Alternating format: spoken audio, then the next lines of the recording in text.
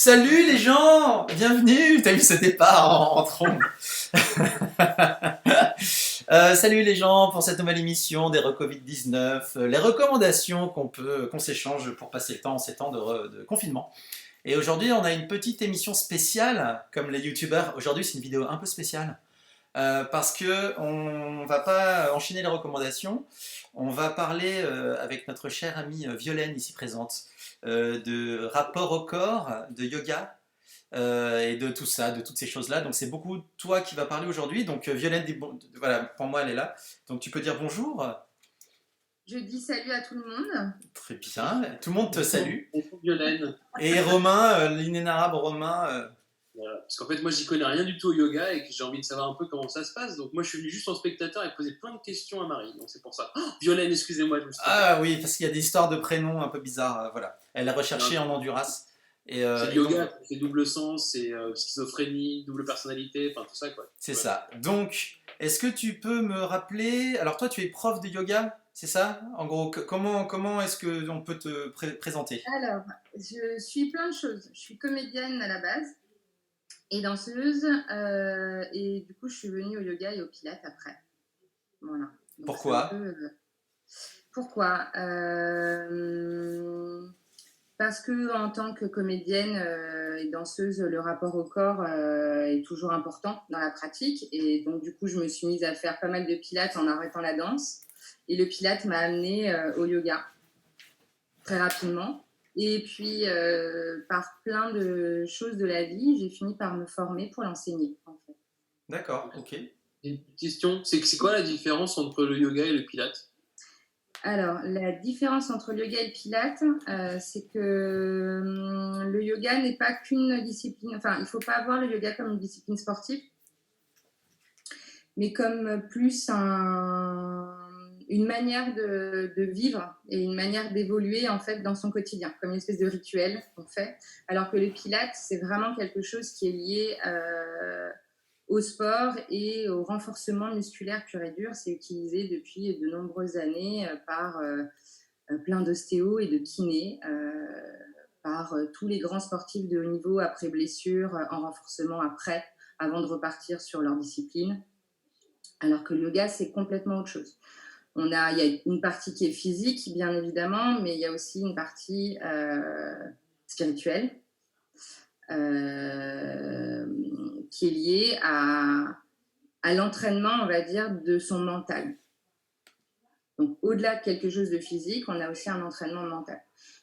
En gros, le terme yoga, quand on le traduit, en fait, ça vient d'un mot sanskrit. Donc, le sanskrit, c'est la langue des textes anciens indiens. Nous, on a le latin, le grec, etc. Eux, ils ont le sanskrit. Et donc, le mot yoga, en fait, signifie union. Donc, c'est vraiment l'assemblage. En fait, l'idée, c'est vraiment de rassembler le corps et l'esprit au même endroit. Et de faire un entraînement de ça et de créer une espèce d'harmonie entre les battements du cœur, ta respiration, dans le mouvement. D'accord. Et après, on amène ça. Donc, après, il y a une dimension spirituelle qui va être autre, qui va être toutes les cultures et cultes voués aux dieux et aux déesses bouddhistes et hindouistes en fonction des pratiques, en fait. D'accord. Mais à Oula. la base, c'est vraiment ça. À la base, c'est de trouver une harmonie et une union entre le corps et l'esprit via des exercices physiques, mais aussi des exercices hyper particuliers de respiration qu'on appelle dans le yoga pranayama, qui vont aider en fait le lien entre les deux. Et genre le yoga, est-ce que c'est quelque chose où il y a plein de variétés différentes? Tu sais, le yoga de certaines parties du monde, ou est-ce qu'il y a un grand yoga où c'est une pratique et Il il y n'y a a pas, en fait, moi je dirais qu'il y a autant de pratiques de yoga que d'enseignants de yoga, que de pratiquants de yoga. En gros. C'est-à-dire que il y a, je crois qu'en plus, il n'y a même pas de date réelle de quand le yoga est arrivé. C'est pas un Jedi dans Star Wars qui s'appelle Yoga? Non, c'est pas ça. Ah. Et voilà. C'était une très bonne blague de Romain. Continue, te laisse pas perturber. C'est trop Non, sérieux. non, en fait, on sait pas exactement, on peut pas te donner de date précise, genre le yoga a été inventé en telle année par telle personne, quoi. C'est impossible. C'est à peu près 5000 ans, mais on sait pas trop, quoi. Ah oui, putain. Il a été occidentalisé par un Indien qui s'appelle Krishnamacharya. D'accord. Qui lui a eu des élèves qu'il a formés et un fils. Et deux de ses élèves et son fils ont créé une deuxième vague de pratiques yoga qui a été, qui a, on va dire, parcouru, qui a été, enfin, c'est la base qui a été occidentalisée après, en fait. Et puis de là, il y a d'autres yogas qui ont été pas mal créés dans les années 80 par des Américains parce que c'est passé par les États-Unis avant de venir en Europe. Hein. D'accord. Tout ce qui vient de l'Inde et de l'Asie en termes de pratiques spirituelles et physiques est passé chez les Américains avant de passer chez nous. Et nous, ce qu'on a récupéré, c'est la version américaine, américanisée du truc, ou c'est la version... Non, parce que nous, on a tout récupéré, en fait.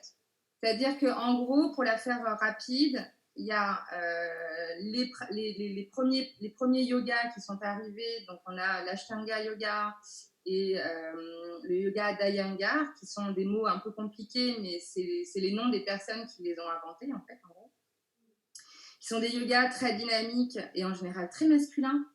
Enfin, l'Ashtanga, c'est ça aussi. Parce que aujourd'hui, en Occident, on a 80% de femmes qui font du yoga. Ouais. Et 20% d'hommes qui font du yoga. Mais le yoga a été inventé par des hommes. D'accord. Les femmes n'avaient pas le droit de pratiquer. Ah, ok. Mais parce que dans la pratique à la base... La pratique de base, on sent que c'est un truc masculin à la base. Bon, maintenant, j'imagine que ça a été bisexualisé, mais est-ce que dans les pratiques originelles, on sent que c'est un truc de mec Dans les pratiques originelles, c'est un truc de mec dans le sens où, comme par exemple, tu vois, moi je te parle d'Ashtanga, qui est un type de yoga, avec des séries, c'est des séries de mouvements qui s'enchaînent les uns après les autres. Tu as la première série, quand tu as réussi à faire la première série, tu fais la deuxième série, quand tu as réussi à faire la deuxième, tu réussis à faire la troisième série. C'est du crossfit, quoi. Non, c'est pas du crossfit, mais c'est des enchaînements de mouvements qui sont un peu comme des entraînements de guerriers, tu vois. À l'époque, en fait, ça préparait musculairement, en fait, et mentalement les hommes à la guerre et au combat. Enfin, c'est vraiment... Ah oui, d'accord. Pour ça aussi. D'ailleurs, souvent, les pratiques Ashtanga sont des pratiques, on dit, enfin moi, c'est une pratique que je n'ai pas du tout, mais on dit souvent que c'est des pratiques qu'il faut éviter quand on est une femme. Parce que ça a été créé par des hommes, pour des hommes, et que du coup, physiquement, on n'a pas le même corps, on n'a pas la possibilité de faire les mêmes choses. Hormonalement, il y a des choses qui se passent différemment. Donc, du coup, quand on est une femme, il faut un peu éviter de pratiquer ce genre de pratiques, ceux qui sont très, un peu trop énergie yang, très masculine, quoi. Voilà. D'accord. Okay. Et après, ça a été féminisé, mais bien plus tard, en fait. C'est vraiment arrivé dans les années, je crois que c'est dans les années 50, il y a eu les premiers studios avec des femmes. Et puis après, c'est les années 80, quoi. Quand c'est passé, en fait, aux États-Unis, puis après chez nous, ça s'est complètement ouvert à la jante féminine. D'accord. Et toi, du coup, le yoga que tu fais, c'est quoi ? Alors, moi, le yoga que je fais, c'est un yoga qui est arrivé dans les années 80 aux États-Unis, qui est une sorte que... Donc, on a des yogas qui sont assez, on va dire, très structurés, avec des choses très structurelles, donc telles que l'Ashtanga. Là, il y a l'Iyengar aussi, dont je vous ai parlé tout à l'heure, qui est un yoga plutôt, on va dire, qui s'adresse à des personnes qui ont pas mal de problèmes corporels, fonctionnels, d'accord, qui peuvent vraiment permettre à des gens d'aller retrouver de la conscience dans un membre qui était perdu. Ça a été prouvé. D'ailleurs, il y a un documentaire qui est sorti il y a 2 ans qui s'appelle Debout, qui a été fait par un journaliste à qui est arrivée une histoire assez incroyable où il s'est levé un matin en ayant complètement perdu l'usage de ses jambes. comme une espèce d'anévrisme en fait du bassin jusqu'en bas. Complètement, plus aucune sensibilité. Et on lui avait dit que c'était terminé. C'est-à-dire qu'il a été dans tous les plus grands centres de rééducation en Normandie et plein d'endroits en France. Et on lui avait dit que c'était fini. Et lui ne s'est pas arrêté à ça. Il est parti en Allemagne, je crois, dans un centre de rééducation à Yangar. Et aujourd'hui, cet homme, il marche comme vous et moi. D'accord. Ok. Et on sait que c'est prouvé que c'est grâce à ce truc-là. D'accord. Il n'y a pas de preuve. Oui, mais c'est parce qu'il a fait ça que ça a marché. Oui, la preuve serait que ça soit reconnu et écrit, tu vois, quelque part. Ça n'est pas le cas, mais après, il se passe que la médecine, on va dire, l'avait condamné. Et le yoga à Yangar l'a sauvé, quoi. Aujourd'hui, il marche. Et toi, tu fais ça, du coup? Alors moi, non. Donc moi, je fais pas ça. Moi, je fais un autre style de yoga, qui est un yoga qui s'appelle le Vinyasa Yoga, qui est un yoga assez dynamique et assez flow, presque dansé, en fait, où les postures sont pas très tenues, elles sont vraiment liées les unes avec les autres.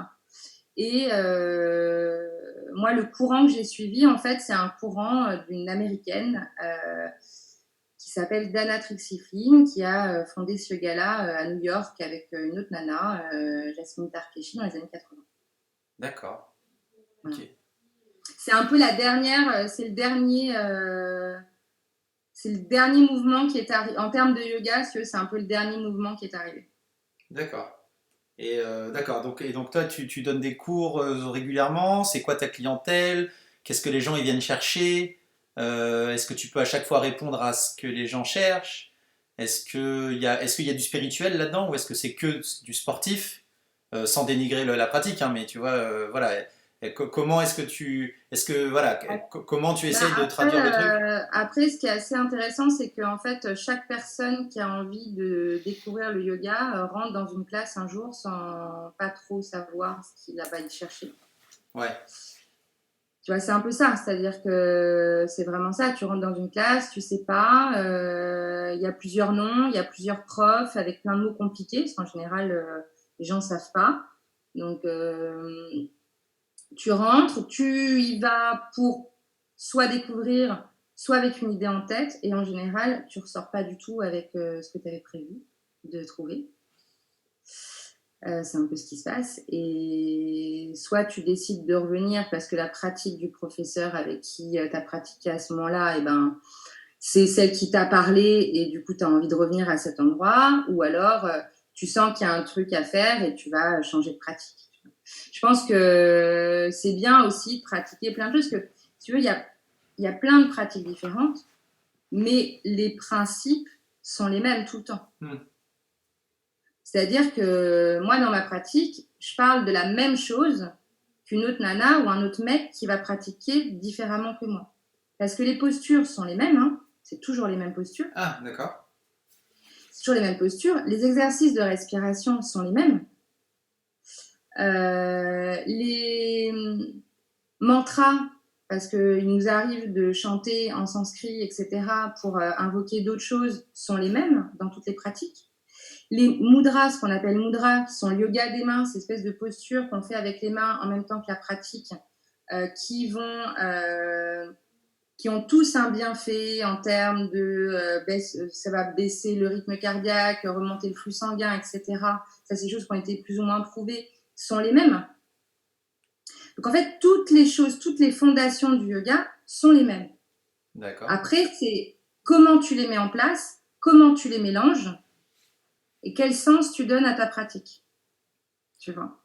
D'accord.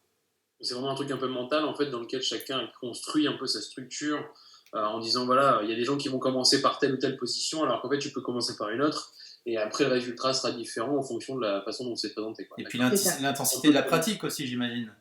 Tu vois, il y a peut-être l'intensité de la pratique, des mecs qui poussent, tu fais l'exercice, mais 100 fois de plus que le gars qui le fait moins.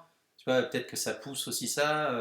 C'est comme la cuisine en fait, tu mets les mêmes ingrédients à 10 personnes et ils vont te faire 10 plats différents. Ou alors, tu t'es dit, faites-moi 10 fois le même plat et tout le monde va le faire, ça se passe C'est-à-dire pas. que vu que l'idée, vraiment le concept du yoga, c'est ça, c'est l'union et c'est de réussir à trouver un état de paix, en fait, dans ton corps, dans ton esprit, dans ta manière de respirer. Bah, du coup, toi, en tant que professeur, après, tu transmets ce que toi, tu as expérimenté. C'est un peu comme tout. Tu vois, quand toi, tu es réalisateur, ben, tu transmets ce que tu as expérimenté. Si jamais demain, tu te mets à donner des cours de réalisation à quelqu'un, Oui, ça sera via ben, mon point de vue de la pratique. dans ce que tu vas avoir les principes de base de comment faire ton cadre. Ouais. Puis, dans le comment faire ton cadre, et ben toi, tu vas donner ton tips supplémentaire que tu as expérimenté en disant, bah tiens, tu vois, moi, quand je pose ma cam comme ça, j'arrive à avoir tel truc, ce qui est assez cool. Ben, le yoga, c'est un peu ça, c'est-à-dire qu'il y a les principes de base qui ont été mis en place par des Indiens. Après, il y a un autre yoga aussi qu'on appelle le yin yoga qui vient de Chine, qui est plutôt un yoga féminin, mais c'est encore autre chose. Et tu as des principes qui sont là et qui sont utilisés par différentes écoles. Et moi, aujourd'hui, si tu veux, je me sers de tout ce que j'ai appris avec la personne qui m'a formée il y a 2 ans. Ouais. Dans ma pratique personnelle, et moi, dans cette pratique-là, je rajoute des choses que j'expérimente moi, si tu veux. D'accord. Ok, quand tu parles de bien-être, c'est que les gens qui font du sport, tu vois, qui vont courir ou quoi, ils te disent au bout de 40 minutes, putain, je me sens trop bien et c'est cool, j'arrive chez moi, je suis bien. Quelle est la part en plus que dans le yoga on amène, ce que tu disais de spirituel, qu'est-ce qu'il y a de plus en fait que juste la pratique sportive qui déjà en elle-même est censée te faire du bien? Bah, la pratique sportive, elle te fait du bien parce que effectivement, au bout d'un temps, il y a un truc physique qui s'appelle l'adrénaline qui arrive, l'endorphine, et du coup, bah, tu ressens un bien-être. Ouais, mais un bien-être qui va durer combien de temps après la pratique? Ouais, c'est de la mécanique quoi. C'est un truc chimique et mécanique. Demain, tu sors et tu vas courir en fonction de ton temps de course. Tu as des gens qui arrivent à ce bien-être-là au bout de 15 minutes, au bout de 20 minutes. On dit qu'il y a une barrière, tu sais, qu'il y a une espèce de barrière à passer. Dans les 10 premières minutes, c'est l'enfer. Et puis au bout de 15 minutes, d'un seul coup, il y a un switch qui se fait dans ta course. Et tu peux courir pendant des heures et des heures et des heures parce que tu es à fond d'adrénaline et tu es à fond d'endorphine. Du coup, ben voilà, tu te sens bien. Après, tu rentres chez toi, tu prends ta douche, tu démarres ta journée. Combien de temps ça va durer? Est-ce que si dans ta journée, tu as ton boss ou n'importe qui, un truc qui va t'énerver, est-ce que tu vas réussir à le gérer? Oui, ça c'est pas en faisant ton footing que tu vas réussir peut-être à... Ouais. En fait, le truc de cette pratique-là, si tu veux, c'est que ça te donne des outils. C'est pour ça que ce n'est pas un sport et que c'est pas à considérer comme un sport. Si tu veux faire du sport, tu vas faire du crossfit, tu vas courir comme un dingue pour te vider de tous les trucs que tu as dans la tête, tu vois. Le yoga, c'est pas un sport. Le yoga, c'est une pratique avec plein d'outils pour t'aider dans ton quotidien à gérer le stress, à gérer ton rythme cardiaque, à gérer ta faim, si tu as des problèmes de boulimie, anorexie, tout ce que tu veux, tu vois. À gérer plein de choses, en fait, par de la respiration, de la concentration et du mouvement. Oh, trop bon. C'est pas du yoga, ça. Non. Non, mais bon, après une bonne heure de yoga, on a le droit à un bon gâteau. Donc ça veut dire que les gens, alors j'attaque absolument personne, les gens qui disent je fais mon yoga et que c'est que la pratique physique et que la partie spirituelle, je sais pas comment tu l'appelles, ils les mettent de côté parce que c'est chiant, parce que ça n'intéresse pas. C'est une pratique sportive du yoga, mais ça englobe vraiment pas du tout, c'est pas dans la démarche totale du truc quoi. Ouais. Est-ce qu'il y en a qui font ça déjà?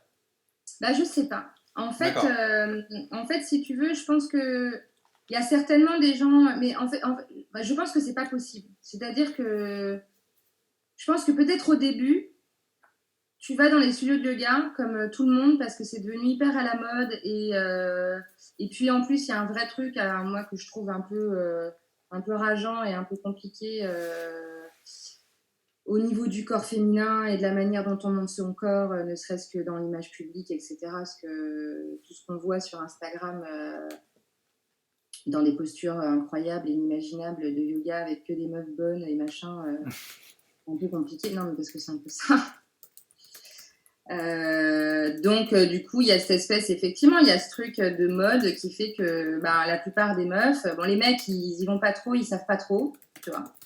Ceux qui y vont, c'est ils ont été un peu initiés ou par quelqu'un, et voilà, ils accompagnent quelqu'un, ils vont voir un peu, mais c'est rare un mec tout seul qui va dans un centre de yoga. Ouais. Parce que, alors que c'est une discipline à la base masculine, c'est la plupart des meufs qui pratiquent le yoga aujourd'hui, et les meufs, t'en as beaucoup, beaucoup, beaucoup qui vont rentrer dans un studio parce que c'est à la mode, parce qu'il n'y a que des meufs gaulées sur Internet en legging, et que, tu vois, elles veulent toutes leur ressembler. Chaque génération a des modèles, tu vois, Ouais, et j'ai l'impression qu'il y a cette espèce de truc un peu modèle je bois un café latte, j'ai mon tapis, je suis en legging fluo et je suis bien gaulée, quoi, tu vois. Après... Si ça peut t'amener des gens, c'est ça. tu vois, non, mais ça va amener 100 personnes, il y en a 20 qui vont rester, voilà, il y en a 20 qui auront trouvé grâce à ça. C'est exactement ça, c'est pour ça que je te dis que ta question, au final, je ne sais pas si réellement les gens qui pratiquent le yoga, il y en a qui font que la pratique physique. Parce qu'honnêtement, je ne pense pas. Parce que ce qui se passe, c'est que tu vas dans un endroit, peut-être pour un but en particulier, au départ, et tu vas y trouver autre chose. D'accord. Oui, tu rentres en voulant être pour avoir un joli boule, et en fait, finalement, il s'est passé qu'entre-temps, tu y as une fois, 2 fois, 3 fois, que ton prof, elle t'a dit ça, ou il t'a dit ça, et puis vous échangez, et puis il y a un truc qui se crée, et puis au fur et à mesure, en fait, tu te rends compte qu'il y a des choses en toi qui changent et que c'est pas qu'une pratique physique, en fait. Tu n'y vas plus pour faire des abdos, quoi. D'accord. Ok. Oui, sinon tu vas au Club Med Gym et c'est très bien si tu veux aller faire des abdos, quoi. D'accord. C'est marrant en plus, je trouve qu'en termes de mode, c'est complètement à l'opposé de ce qu'il y a actuellement. C'est qu'en fait, tu as soit le crossfit, qui est genre hyper bourrin, tu sais, en fait, dans l'ensemble, qui fait qu'en fait, tu as beaucoup plus de mecs, parce que c'est vraiment développé un truc, en fait, où tu sens que c'est un truc agressif, alors que le yoga, en fait, même dans le mot, déjà, tu sens que c'est beaucoup plus doux, en fait, tu sais, tu sens que ça va pas forcément plaire à des gens qui sont hyper actifs, tu vois, dans l'ensemble, et je pense que, en fait, c'est alors que ça devrait être l'inverse. En fait, tu as plus des gens qui vont aller se défouler en crossfit, tu vois, mais t'as du yoga. Vois, sauf que moi, tous mes potes qui font du yoga, elles sortent de là, elles me disent je suis ruiné, quoi. Bien sûr, bien sûr. Mais tu sais, c'est dans le sens commun des choses. Tu vois ce que je veux dire, c'est que je le dis juste, moi, je me dis juste, tu vois, par exemple, j'ai essayé de voir pour faire un sport. Là, je me dis juste, là, je fais du vélo et ça m'éclate parce qu'en fait, j'ai un but, tu vois, dans le sport, mais me poser quelque part pour faire des mouvements un peu de sport et tout, ça me fait un peu chier, en fait, clairement. Tu vois, moi, j'ai toujours été sport collectif avec un but de vraiment arriver à la fin avec un match pour avoir des points parce qu'en fait, c'est ce que j'aime, en fait, moi, dans le truc. Mais tout d'un coup, de me retrouver moi-même, alors je sais pas, je vais pas dire que c'est une peur ou pas et tout, mais je sais pas, je n'ai pas l'envie en fait d'avoir ça. C'est pas le premier truc auquel j'ai vraiment envie ou juste prendre des positions et ça. Mais parce qu'en fait, je n'ai pas eu cette éducation, je pense, et que peut-être que si j'étais entré, ça me plairait, quoi, tu vois. Mais de ce que je vois moi entre le crossfit et le yoga, j'ai aucun des deux qui m'intéresse, tu vois, par exemple. Si Benjamin tu nous regardes, ça me fait plaisir. Mais ce que voilà, il y a un truc aussi où c'est je pense que déjà, en fait, dans les deux cas, c'est aussi des conditions particulières qui vont t'amener à ça, en fait, quoi. Tu vois, c'est la vie de tous les jours fait que tu dois arriver tu dois, en fait, t'es obligé de t'imposer un moment, 1 heure, en fait, pour faire quelque chose. Et je pense qu'aujourd'hui, là, on va parler parce qu'on est parisiens aussi dans l'ensemble, c'est que tu dis, je vais me poser 1 heure, en fait, de yoga et ça me fera du bien. Et je pense que c'est comme ça que moi, je le vois aujourd'hui et que les gens m'en parlent. En fait, voilà. Une espèce de pause en plus, de moment pour ton corps et ta tête. Ouais, c'est ça. Puis tu respires, en fait. Parce que la base du yoga, c'est aussi et surtout la respiration. Et qu'on est des êtres humains qui ne respirons plus, bloqués sur des écrans en apnée, en fait, souvent. Et c'est aussi, une source de stress énorme. Donc, en fait, le yoga te permet de respirer. Enfin, moi, ça m'arrive souvent que j'ai des élèves, que ce soit en yoga ou en pilates, elles me disent « Ah là, à la fin du cours, je suis un peu stone, j'ai la tête un peu qui tourne, mais parce que certainement elle n'a pas respiré de la journée et que c'était le moment de sa journée où elle a respiré. » Alors juste parenthèse, on a Benjamin qui nous dit qu'il regarde mais qu'il n'écoute pas quand Romain parle et il faut surtout pas que je répète. Voilà, donc je répète pas. Et qu'est-ce que ça veut dire pas respirer? Parce que quand tu respires, ça veut dire respirer pas bien, ça veut dire respirer. Ça veut dire respirer pas bien, parce que la plupart des gens ne savent pas respirer. D'ailleurs, je peux vous poser une question à tous les deux. Ah, moi, je sais que j'aspire pas bien, mais vas-y. Vous voyez à quoi ressemble votre diaphragme? Ouais, à peu Pas près. de l'intérieur, mais ouais, à peu près. Tu vois à peu près ce que c'est? Je vois où il est, ouais, c'est ça. Ok. Il est là, il est là. Vas-y. Quand vous inspirez, est-ce que votre diaphragme s'ouvre ou est-ce qu'il se ferme? On inspire, c'est ça? Oui, quand ça rentre. Alors moi, je crois savoir qu'il faut que le ventre se remplisse, c'est ça. Il faut que ça s'ouvre, c'est ça? Ouais, je crois, hein, mais parce que si je le sais, c'est parce que je fais l'inverse.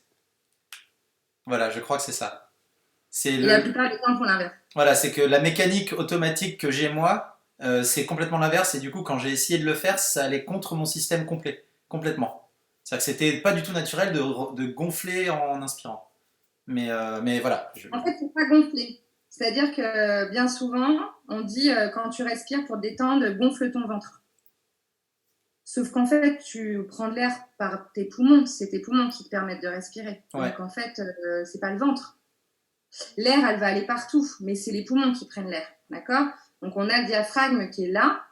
Et en fait, le diaphragme s'ouvre pour laisser rentrer l'air à l'inspiration. Et à l'expiration, il se referme vers le haut pour évacuer. D'accord. pour évacuer. Et il y a un exercice pour bien respirer et faire les trucs.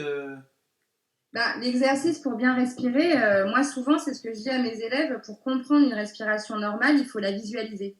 Parce qu'on ne sait tellement pas, en fait c'est ça le problème, c'est dans nos sociétés occidentales, on ne sait tellement pas comment notre corps fonctionne. On part du principe de toute façon que tu nais, donc tu sais respirer. Quand tu te mets à marcher, tu sais marcher. Non, ça c'est des choses qui s'apprennent en fait. Tu apprends à respirer, tu apprends à marcher, tu apprends à t'asseoir, tu apprends à faire les choses. Tu sais pas comme ça. Et du coup, moi, ce que je dis souvent à mes élèves, c'est de visualiser n'importe quelle vidéo sur Internet du fonctionnement du diaphragme. Ah oui, d'accord. Et de voir, vraiment, en fait, de voir que ça fait comme une espèce d'éventail, quoi. C'est-à-dire, quand tu inspires, l'éventail, il s'ouvre pour laisser la place à l'air de rentrer. Et on expire, c'est l'action d'expirer qui fait remonter l'air en haut et qui ressort par les narines ou par la bouche. Oui, mais toi, Mais elle n'est pas que dans le ventre, tu vois, c'est partout. Ouais, mais quand, la respiration, c'est un acte inconscient, enfin, tu vois, automatique. Comment conscientiser la respiration pour que ça soit mieux, en fait? Pratiquer. S'installer 5 minutes par jour, fermer les yeux, se mettre dans une position où on est bien et respirer. D'accord. Visualiser le diaphragme qui s'ouvre à l'inspiration, qui se ferme à l'expire. Le faire même 2 minutes. Même 2 minutes par jour. Tu mets un chrono, tu t'assieds, tu fermes les yeux et tu visualises. Tu concentres ton intention. D'ailleurs, c'est comme une méditation. Mais c'était ma question, c'est la méditation, en fait, ça. Alors, c'est pas exactement la méditation, mais ça permet de rentrer en état méditatif. D'accord. En fait, l'état de méditation, c'est de ramener son esprit dans son corps. Souvent, les gens, ils pensent que c'est de sortir de son corps et d'aller vaguer dans des mondes spirituels et enchantés. Alors qu'en fait, non, la méditation, c'est revenir vraiment ici et maintenant. D'accord. C'est tout ressentir, c'est écouter, c'est pas arrêter de penser. On peut pas arrêter de penser. Ouais. C'est impossible. Bah oui. Mais c'est visualiser comme une espèce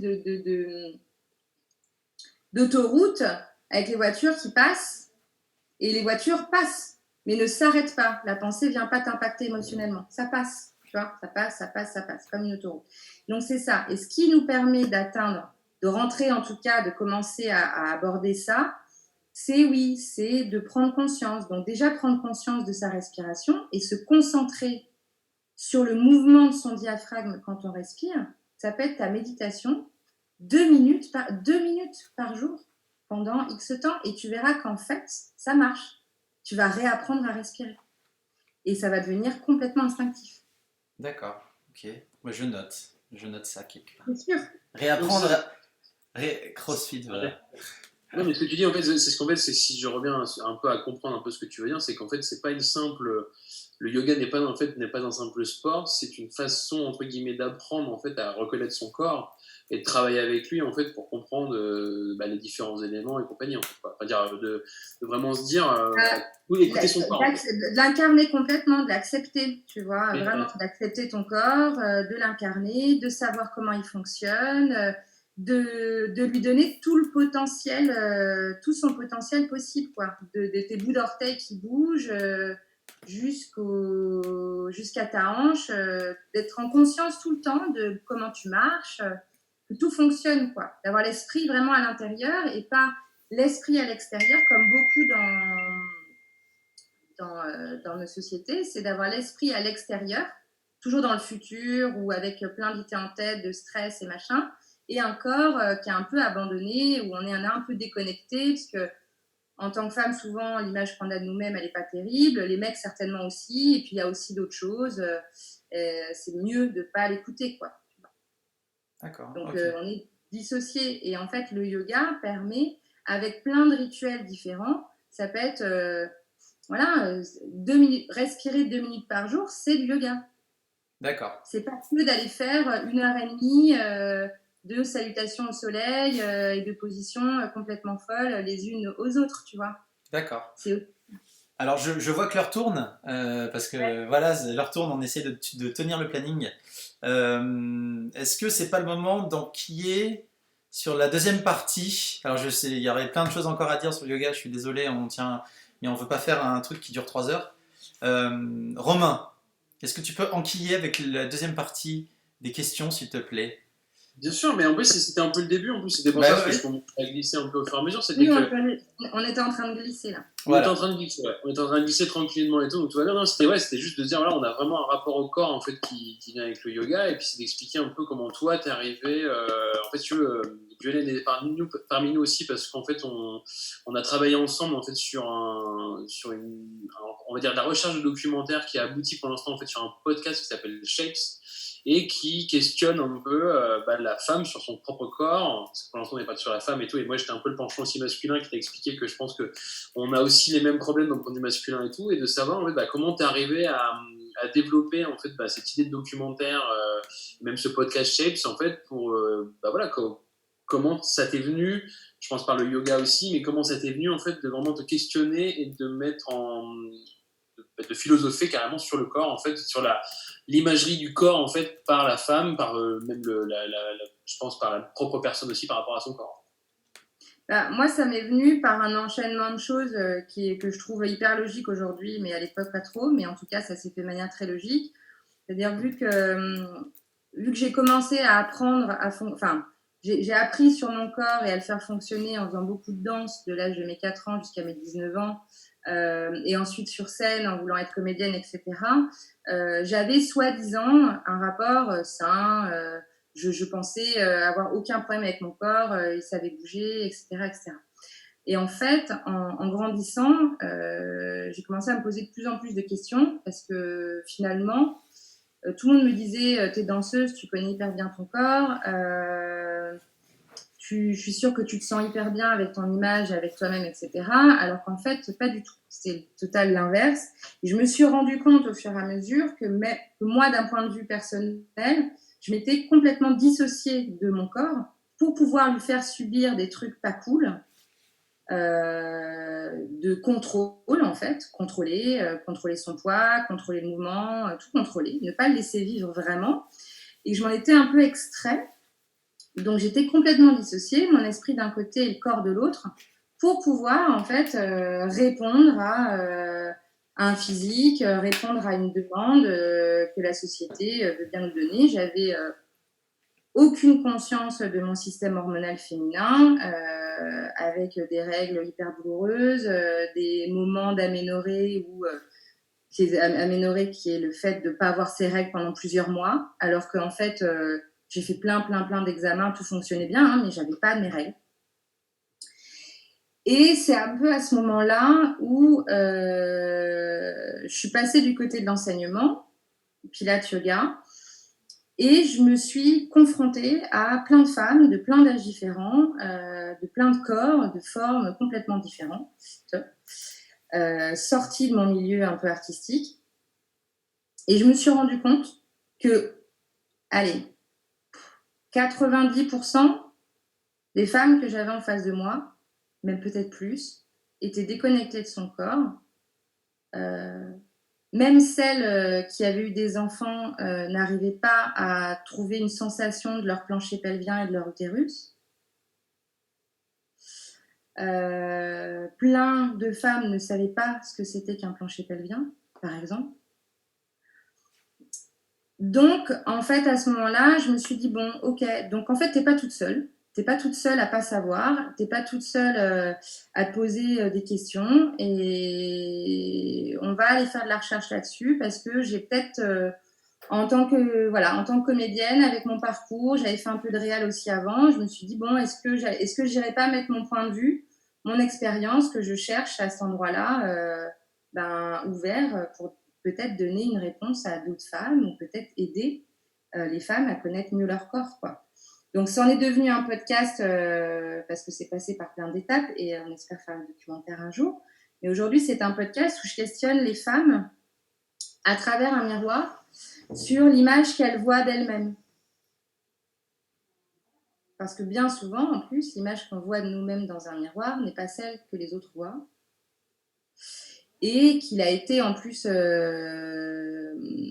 va dire, noté que, en gros, une femme voit son corps en différentes parties pour arriver à dire qu'elle est une femme. C'est-à-dire ? Alors qu'un homme voit son corps dans son intégralité. C'est-à-dire qu'une femme va bloquer sur une épaule qui n'est pas machin, bloquer sur une fesse, bloquer sur un sein, pièce par pièce, comme quand tu regardes un objet, pour définir que c'est un objet, pour définir que c'est une femme. Et qu'on a beaucoup de mal à se voir dans son intégralité de femme. Est-ce que c'est se voir dans l'intégralité ou c'est ne focuser que sur les défauts ? Oui, c'est de focuser. Tu focuses sur les parties au lieu de te voir dans l'intégralité. Et pour moi-même, avoir testé l'exercice, c'est-à-dire que, je ne sais pas qui va regarder ou qui est en train de regarder, mais faites-le, c'est un exercice hyper intéressant. Mais je pense même pour les mecs, parce que effectivement, en général, les mecs, de toute façon, ils se voient la place de l'homme est différente et c'est pas à moi d'en parler, mais les femmes, c'est ça, c'est-à-dire qu'il y a cette espèce de truc où faites-le vraiment. Si vous focussez sur le même truc que vous focussez depuis 15 ans, la partie que vous n'aimez pas chez vous, vous ne vous supportez pas. D'un seul coup, si on défocus pour ouvrir le plan et qu'on est en plan large et qu'on voit l'image dans son intégralité, on n'a aucun problème. Ah, mais ça, c'est défocuser après 15 ans de focus, c'est compliqué. Et puis en plus, dans le monde où on est, on te dit t'as pas le droit d'être moche, t'as pas le droit d'être grosse. Et je mets au masculin aussi tous ces adjectifs parce que j'ai l'impression que ça fait bien 15-20 piges que les mecs se prennent. Les marketeurs ont compris que les mecs pouvaient être autant pétés du casque que les nanas là-dessus. Si on te dit pendant 10 ans que t'es moche, tu vas le croire et tu vas vouloir faire de la gym et bouffer des trucs toute ta vie. Donc voilà, comment tu désapprends ça, quoi? Comment tu désapprends que avoir la petite bedaine c'est pas grave? Comment tu désapprends que pas avoir. En fait, tu désapprends pas, tu apprends. C'est-à-dire? Enfin, en tout cas, moi, ce qui s'est passé, c'est que grâce au yoga et plein d'autres choses, j'ai pas désappris, j'ai appris. J'ai appris comment mon corps fonctionnait. À partir du moment où j'ai appris que le diaphragme c'était ça et ça, j'ai su respirer. À partir du moment où j'ai appris comment hormonalement une femme fonctionnait, à essayer de comprendre chaque phase, il y en a 4, de cycle féminin. Qu'est-ce qu'on ressentait à ce moment-là? J'ai commencé à prendre conscience que en début de mois, je suis comme ça, psychologiquement dans ma tête. Au milieu de mois, je suis comme ça.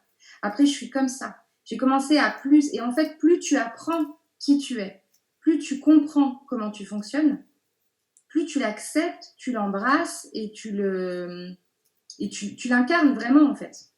Alors, ok, et Le jour où j'ai compris comment hormonalement je fonctionnais, j'ai plus eu de problème de menstruation, en fait, physiquement. C'est-à-dire que j'ai été réglée, mais vraiment à la minute près, quoi. mais alors, du coup, ça j'entends très bien, mais comment est-ce que tu fais la différence avec l'envie qu'on peut avoir, qui est, je pense, légitime, de s'améliorer sans que ça devienne une fixette absolue et un but en soi, parce que une fois que tu as passé tes 23 piges, c'est bon, tu es sur la pente descendante et tu vas être que moins bien qu'avant. Euh, comment est-ce que, comment est-ce que tu peux t'accepter? Non mais, sauf Romain évidemment. Comment est-ce que tu peux t'accepter alors que Ouais. tu vas tout le temps être, alors qu'on est dans le dépérissement par définition constamment en Ah fait. bon? Bah, Moi, je parce que sais tu pas, j'ai vieillis. l'impression. Non, mais bien sûr, mais ce qu'on nous dit, Je sais c'est pas, moi, j'ai que, l'impression que c'est l'inverse, hein. Moi, perso, j'ai 36 ans, je vais avoir 36 ans, j'ai l'impression que c'est l'inverse, hein. bien sûr, mais moi je me suis jamais senti aussi bien que maintenant. Sauf que ce qu'on te vend tout le temps, c'est les trucs effet jeunesse, impression, fraîcheur, machin, c'est tous les salles de sport où il n'y a que des abdos partout, enfin tu vois. Oui, mais ça, c'est le monde de la grande distribution, c'est le monde capitalisme dans lequel on vit, il faut en sortir. Génial, nous sommes en confinement. Mais je déconne pas. Et tu vois, je fais une super transition, Romain, t'as vu? C'est parfait. Non, mais, On sera réinvité. non, mais on est en confinement. C'est-à-dire que normalement, si on respecte les règles, on ne sort pratiquement jamais de nos appartes. D'accord? Ou très peu, une fois ou deux pour aller faire une course si on est obligé de remplir le frigo ou si on a un jardin, sortir dehors pour prendre l'air. D'accord? Ce qui veut dire que là, on est dans un état de pause où on peut aussi faire un état de prise de conscience sur nous-mêmes et de commencer justement loin de la pub, loin de ce qu'on t'impose, loin de toutes les petites voix qui sont là toute une journée, comme tu dis, ben, faut être ceci, faut être cela, la crème machin, ceci, tu vieillis, t'as quel âge, blablabla. Loin de tout ça, si on réapprenait les choses. Et comment tu fais alors? Comment en confinement, moi j'apprends à réapprendre? Alors déjà, moi, ce que j'ai remarqué, c'est qu'en confinement, j'ai vachement besoin, je sais pas vous, mais j'ai vachement besoin d'être dans le silence. J'écoute un peu moins de musique qu'avant. J'aime bien être dans le silence. En fait, parce que d'un seul coup, on va revenir, c'est ça, c'est-à-dire toutes ces petites voix là, elles n'existent plus. Elles sont en train de tomber les unes après les autres.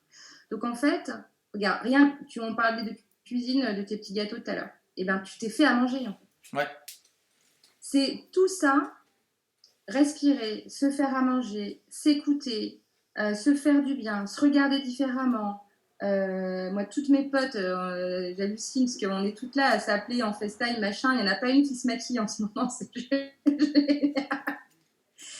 On a enlevé tout ça, quoi. On passe notre temps que dans des habits confortables où on n'est pas serré. On essaie de se faire bien à manger parce qu'on a envie. On est en train de revenir à des choses essentielles et ça passe par là.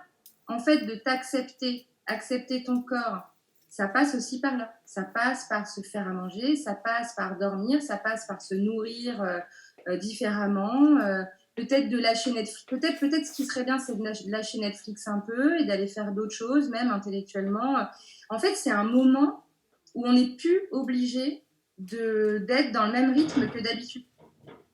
Ouais. En fait, on n'est pas obligé de se laver le matin si on n'a pas envie.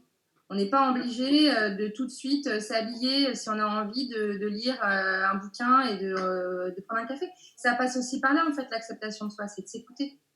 Donc, vu qu'on est en train de prendre des nouveaux rythmes, pourquoi pas... là, il y a des tonnes et des tonnes et des tonnes de cours de yoga en live et machin. Tout le monde se met à faire du yoga parce que les gens ont besoin de bouger aussi. Ce confinement, on ne bouge pas beaucoup. Donc, en fait, le corps, pour l'écouter, c'est bien de le mettre en mouvement, de bouger. C'est plein de petites choses. En fait, aujourd'hui, on est chez nous en confinement avec plein d'outils qui peuvent nous aider en fait à revenir à une écoute réelle, que ça soit femme ou homme, hein, c'est pareil, hein, une espèce d'écoute réelle de soi. Est-ce que tu penses que, excuse-moi je t'ai coupé Romain, Est-ce que tu... Ouais, non, j'ai besoin juste de rebondir en fait dessus parce que je me dis aussi j'aimerais juste ajouter un petit truc en Bah, plus vas-y. qui est de mon point de vue à moi et qui est pas forcément en fait sur le yoga mais sur lequel je peux me retrouver, c'est que en fait le truc c'est que je me suis aussi rendu compte qu'il y avait un vrai truc, donc comme tu dis il y a un truc de mental par rapport au yoga, et en fait je pense que le cerveau en fait malgré tout c'est le premier système en fait de bonne humeur, de bonne santé en fait malgré ça. C'est-à-dire que aujourd'hui en confinement, il y a plein de gens qui se sont rendus compte, j'ai regardé ça et tout, et ça m'a fait un peu rire et tout, plein de gens se sont rendus compte qu'ils pensaient avoir le coronavirus et ils l'avaient pas. C'est qu'en fait, à force d'entendre tous les symptômes, ils ont recréé les propres symptômes, c'est leur cerveau a recréé leurs En propres symptômes. placebo, En fait. Complètement.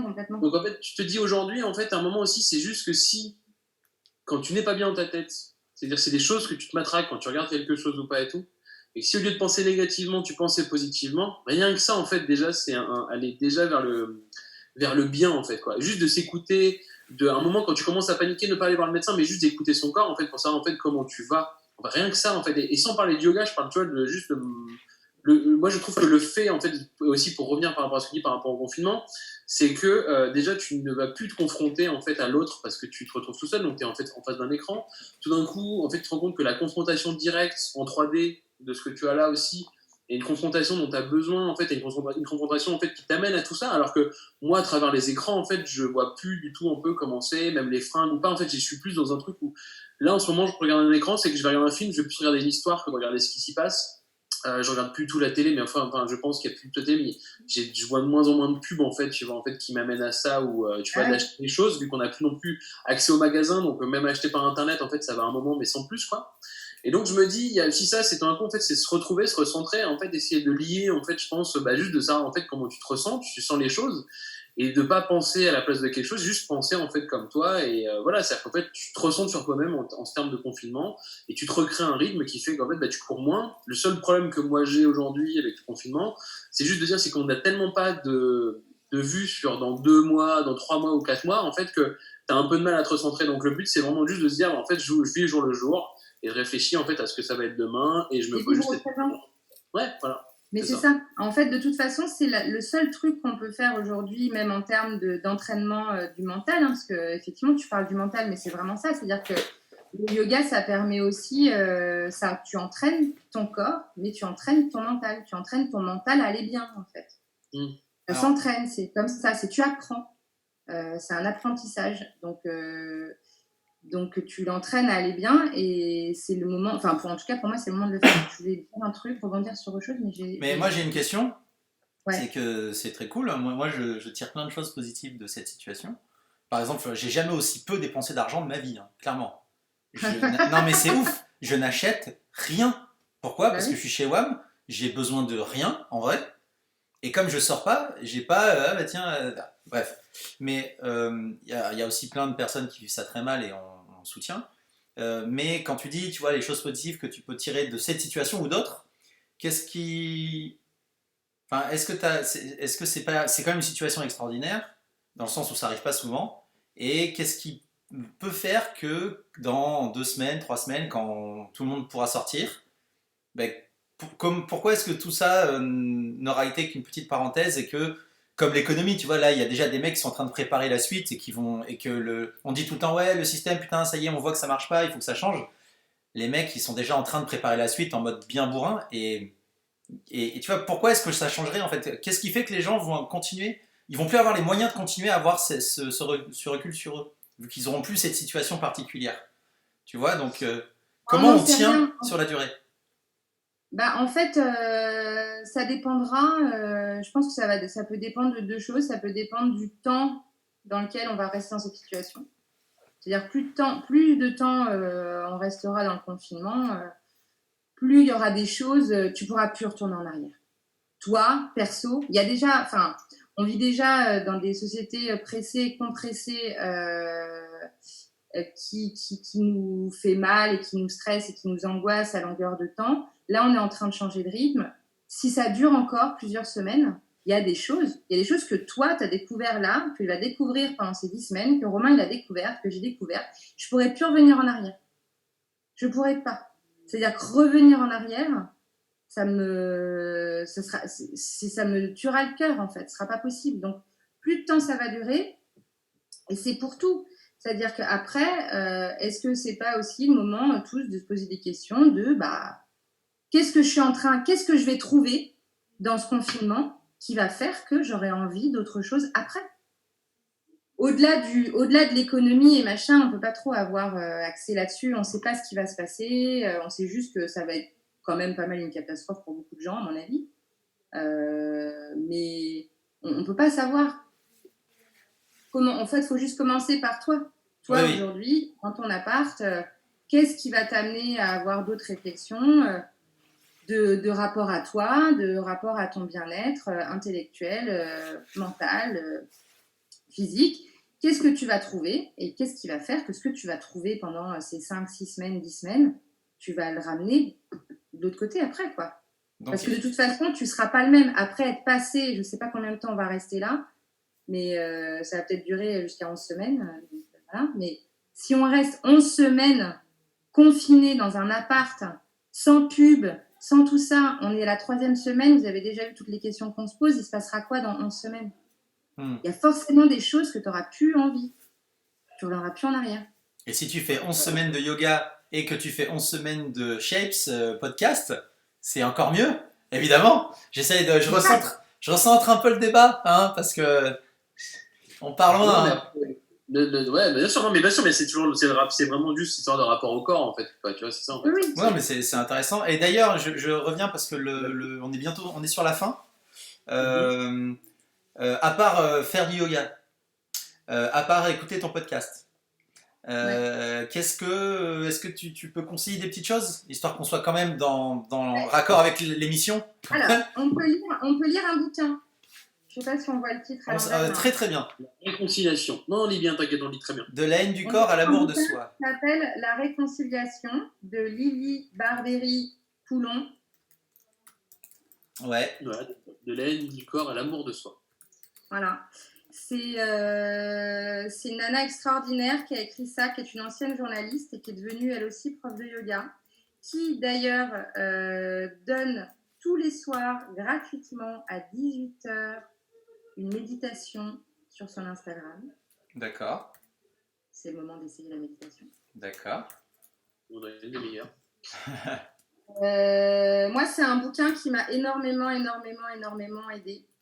Parler. Elle y parle de son parcours à elle et c'est vraiment, moi, ça m'a beaucoup touchée.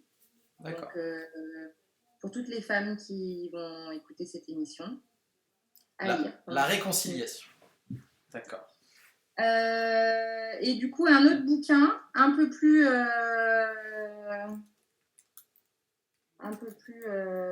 yoga. Yoga, joyau de la femme. Ok. De Gita S. Iyengar. En fait, Gita S. Iyengar, c'est la fille de Iyengar dont je parlais en début d'émission. Ah, d'accord. Et elle, en fait, elle a écrit un bouquin. Donc, elle a expérimenté toutes les postures de yoga, mais pour les femmes. D'accord. Donc, il y a plein de postures de yoga que les hommes peuvent faire et qui leur font beaucoup de bien. Il y a plein de postures que les femmes devraient faire aussi, et pas celles des hommes. D'accord. Donc, du coup, elle a répertorié en fait tous les bien-être de chacune des postures pour les femmes. D'accord, donc c'est vraiment une liste. Il y a tout, c'est vachement bien. Il y a des illustrations, il y a des photos, tout ça. Moi, je sais que la position qui est en couverture, je la fais pas. Hein. Moi, ça me fait mal. moi, je la fais, moi. Et tu sais quoi, moi non plus. Moi, je la fais pas. Vas-y, Clément, montre-nous. Non, alors à l'époque, quand j'étais champion de gymnastique, quand j'étais jeune, je faisais ça, mais sans, tu sais, par terre, pas en étant suspendu. Mais je faisais passer mes pieds sur mes épaules. Voilà, mavie.com. Ouais. Très bien. Ok. Et après, on peut aller écouter Shapes Podcast. Évidemment. Cloud, Spotify, Apple Podcast. Je vais les mettre dans les recommandations du jour. T'inquiète pas, tout va bien. Et si vous voulez vous amuser à vous poser les mêmes questions que je pose à mes invités, libre à vous. D'accord. Et puis de commenter, de te poser des questions via l'Instagram aussi. En fait. Ouais, avec plaisir. Suivez-moi sur Instagram, Violaine Cal ou alors Shapes Podcast. Je suis ouverte aux questions. Oh, c'est magnifique. Bon, ben c'est cool, on essaye de durer. Salut, Choupette. Oui. Voilà, non, c'est mon amoureuse qui est là. Bah écoute, merci mademoiselle, c'était super cool de venir Bah, merci à nous vous, hein, c'est parler. cool. J'espère qu'on n'a pas Après, la trop rushé. méditation et d'apprendre à respirer. Ouais, ça je vais essayer de Non, faire mais le apprenez à diaphragme. respirer. Franchement, Clément, apprends, va voir à quoi ressemble ton diaphragme sur Internet et tu vas... Ah, j'adore, on a les petites mains derrière. Elle me dit ça depuis longtemps. Voilà. Respiration Non, mais par voilà, le va ventre. voir. Tu arrêtes l'émission. Respiration abdominale. Bordel. Merci. Je savais pas que tu vivais avec une nazie.